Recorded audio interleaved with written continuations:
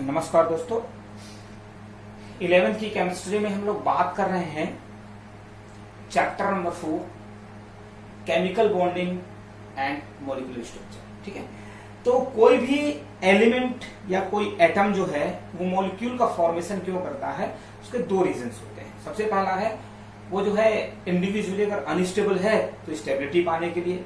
ठीक है, और स्टेबिलिटी कैसे पाता है, वो अपना ऑक्टेट पूरा करके। ठीक है, और सेकेंड क्या है, अपना जो लॉस है, ठीक है, अगर वो एक्टिव रहेगा तो उसमें लॉसेस हो जाते हैं, उस लॉसेस को रोकने के लिए या कम करने के लिए वो मॉलिक्यूल का फॉर्मेशन करता है और स्टेबल हो जाता है। ठीक है, तो सबसे पहले देखिए क्या है ऑक्टेट रूल। ऑक्टेट रूल क्या है,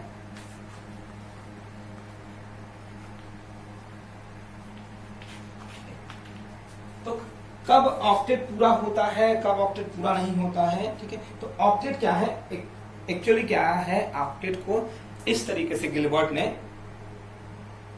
ठीक है, जिसको गिलबर्ट एल लुइस कहते हैं, उन्होंने समझाया था कि किसी भी एलिमेंट के आउटर मोस्ट ऑर्बिटल में 8 इलेक्ट्रॉन प्रेजेंट हो तो उसका ऑक्टेट पूरा माना जाता है। ठीक है, और 8 इलेक्ट्रॉन के प्रेजेंस के कारण जो है वो स्टेबल हो जाता है, मतलब वो ना तो इलेक्ट्रॉन एक्सेप्ट करता है, ना ही इलेक्ट्रॉन डोनेट करता है, इसी को ऑक्टेट कहा गया है। ठीक है, सपोज करें न्यूक्लियस है, ठीक है, फर्स्ट जो ऑक्टेट है वो 2 इलेक्ट्रॉन का होता है, उसके बाद 8 इलेक्ट्रॉन, 1 2 3 4 5 6 7 8, ऐसा बताया है उन्होंने कि 8 इलेक्ट्रॉन होने के बाद जो है एलिमेंट ना तो इलेक्ट्रॉन एक्सेप्ट करता है, ना ही डोनेट करता है। तो कोई भी एलिमेंट जो है अपना ऑक्टेट पूरा करने की कोशिश करता है, तो अपना ऑक्टेट वो 2 तरीके से पूरा कर सकता है, या तो इलेक्ट्रॉन दे करके या इलेक्ट्रॉन ले करके। जब कोई भी एलिमेंट इलेक्ट्रॉन डोनेट करता है तो केटायन बनाता है, और इलेक्ट्रॉन एक्सेप्ट करता है तो एनायन बनाता है। तो केटायन या एनायन बना करके ही जो एलिमेंट्स है वो आपके स्टेबल होते हैं, और इसी स्टेबिलिटी के कारण जो है कुछ बॉन्ड्स बनते हैं। जब 2 या 2 से ज्यादा एलिमेंट कंबाइन होते हैं तो 2 एलिमेंट्स के बीच में जो फोर्स ऑफ अट्रैक्शन होता है उसको हम लोग बॉन्ड कहते हैं। ठीक है, ये बॉन्ड जो है वो 4 टाइप का होता है। सबसे पहले हम लोग बात करेंगे फोर्स ऑफ अट्रैक्शन जो है, सबसे पहले आते हैं आयनिक बॉन्ड। आयनिक बॉन्ड क्या है, ठीक है, आयंस के बीच बनने वाले बॉन्ड।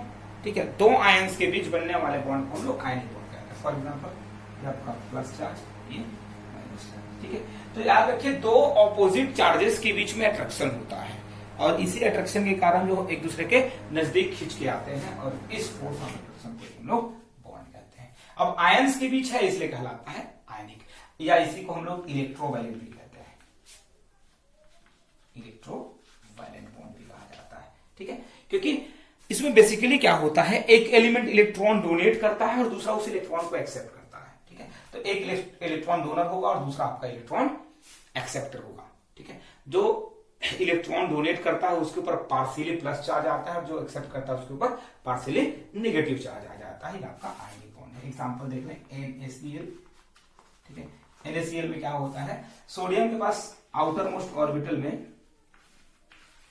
1 इलेक्ट्रॉन है। ठीक है, और क्लोरीन के पास आउटर मोस्ट ऑर्बिटल में 7 इलेक्ट्रॉन्स है।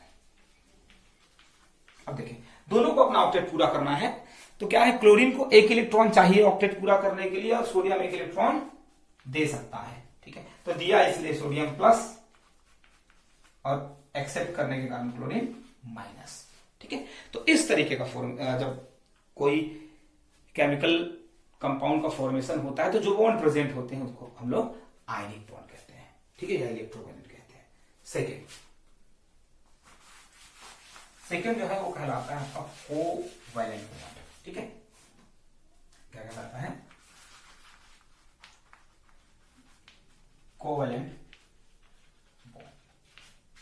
ठीक है, कोवैलेंट बॉन्ड क्या है, जब 2 एलिमेंट या 2 से ज्यादा एलिमेंट जो है इलेक्ट्रॉन शेयर करते हैं और शेयर करके बॉन्ड का फॉर्मेशन करते हैं, तब ये कहलाता है आपका कोवैलेंट बॉन्ड। ठीक है, इलेक्ट्रॉन शेयर करने का मतलब क्या है, इलेक्ट्रॉनों का साझा होता है, मतलब बराबर इलेक्ट्रॉन कंट्रीब्यूट करते हैं और जो है बॉन्ड का फॉर्मेशन करते हैं। और जो कंट्रीब्यूट या जो शेयर्ड इलेक्ट्रॉन है वो दोनों एलिमेंट से बराबर दूरी पे रहते हैं या एक फिक्स दूरी पे रहते हैं, जिसके कारण उसको दोनों में काउंट किया जाता है और दोनों का ऑक्टेट पूरा हो जाता है। फॉर एग्जाम्पल अगर हम देखें, ठीक है,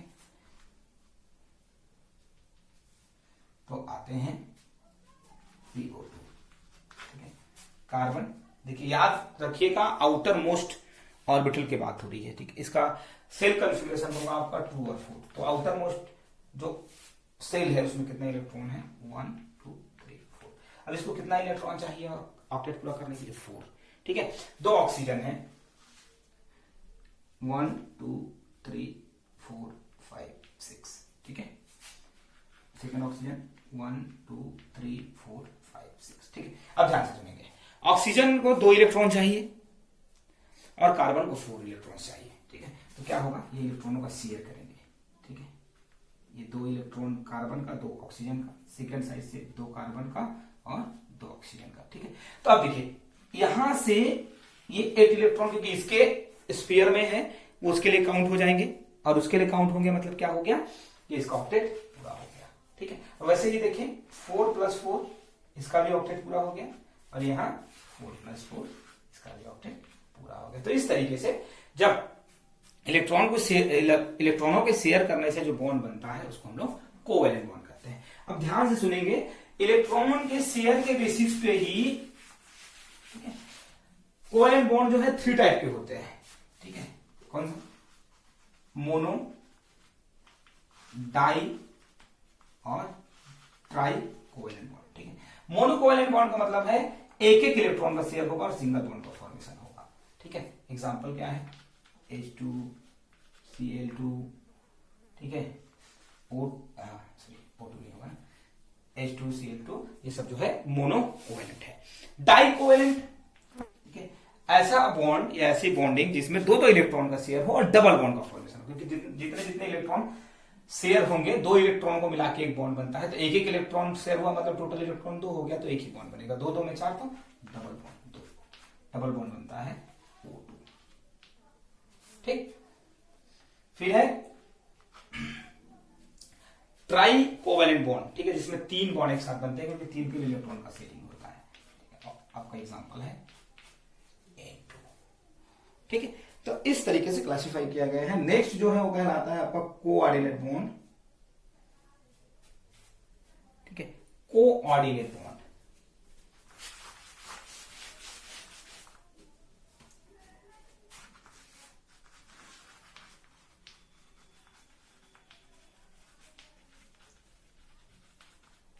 कोऑर्डिनेट बॉन्ड कहते हैं। क्या है कोऑर्डिनेट बॉन्ड, ये देख लीजिए, ठीक है। जब 2 एलिमेंट्स के बीच में एक एलिमेंट या एक ग्रुप जो है इलेक्ट्रॉन पेयर को डोनेट करता है और दूसरा एक्सेप्ट करता है, तो दोनों के बीच जो बॉन्ड बनता है वो कहलाता है कोऑर्डिनेट बॉन्ड और इसको एक एरो से रिप्रेजेंट किया जाता है। इस एरो का हेड जो है एक्सेप्टर की तरफ होता है जिसको हम लोग मेटल कहते हैं और उसका टेल जो है डोनर की तरफ होता है जिसको लिगेंड कहते हैं, ठीक है। मतलब क्या है, लिगेंड जो होते हैं वो ऐसे ग्रुप्स होते हैं जो दोनों की तरफ इलेक्ट्रॉन रखते हैं अपने पास और इसी को सेंट्रल मेटल की तरफ डोनेट करते हैं, ठीक है। तो इसमें पार्टिसिपेशन जो है सिर्फ लिगेंड का है, लेकिन क्या है, दोनों के प्रेजेंस के कारण ही बॉन्ड बनता है, इसलिए 2 ग्रुप्स का मतलब सेंट्रल मेटल और लिगेंड का ये इंटरनल मैटर होता है। और एरो इसलिए लगाया जाता है क्योंकि इलेक्ट्रॉन कहां जा रहा है या किस तरफ फ्लो हो रहा है इलेक्ट्रॉन का, इसको इंडिकेट करने के लिए एरो लगाया जाता है, ठीक है। इसको हम लोग कोऑर्डिनेट बॉन्ड कहते हैं, ठीक है। बेसिकली एग्जांपल देख लीजिए,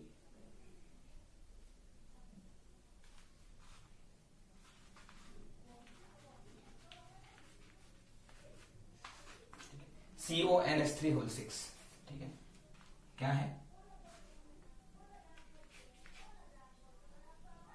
अमीन, ठीक है, 3+, ये है आपका। तो अब देखिए क्या है, इसमें सेंट्रल मेटल है आपका कोबाल्ट, ठीक है, CO वो छोटा ना, ठीक है।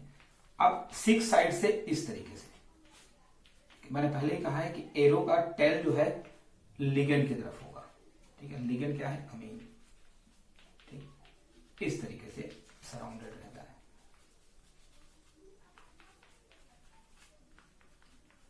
ठीक है। ये 3+ है आपका, ठीक। तो इस तरीके का जब अरेंजमेंट होता है और जो बॉन्ड बनते हैं हम लोग कोऑर्डिनेट बॉन्ड कहते हैं। नेक्स्ट जो है वो आते हैं वान डेर वाल बॉन्ड्स, ठीक है, या जिसको सबसे ज्यादा वीक बॉन्ड समझा जाता है। ये जो है डाई एटॉमिक मॉलिक्यूल्स में मिलते हैं, ठीक है। फोर्थ जो है वो है आपका वान डेर वाल बॉन्ड, ठीक है। वान डेर वाल बॉन्ड में क्या होता है, वान डेर वाल बॉन्ड, इसमें क्या होता है, होमो एटॉमिक जो मॉलिक्यूल्स है H2, O2, Cl2, इनमें एक वीक फोर्स ऑफ अट्रैक्शन होता है। वीक फोर्स ऑफ अट्रैक्शन बोलने का मतलब क्या है कि ऐसा फोर्स जो बहुत ज्यादा वीक होता है और जिसको इजिली हम तोड़ सकते हैं, वो कहलाता है आपका वान डेर वाल बॉन्ड। तो टोटल जो है 4 टाइप के बॉन्ड्स होते हैं, ठीक। Thank you.